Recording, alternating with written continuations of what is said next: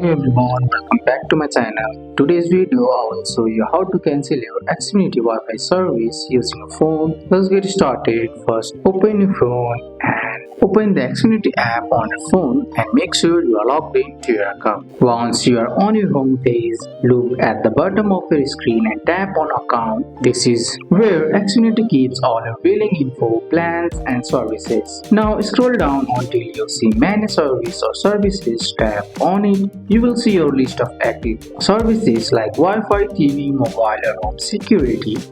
Tap on internet or Wi-Fi service depending on what your app shows. This will open your Wi-Fi plans, detail, equipment and options. Scroll to the bottom of the page. You should see something like cancel service, end service or request cancellation. Tap on that. Xfinity may ask you why you are cancelling. Just pick your reasons and continue. Sometimes the app will open a chat with an agent. If that happens, just type I want to cancel my Wi-Fi service. The agent will finish the cancellation for you. And that's it. You have just learned how to cancel your Xfinity Wi-Fi using a phone. That's all for today's video, guys. I hope you guys like this video. If you found this video helpful, drop a like, subscribe for more videos. Thanks for watching. See you in the next one.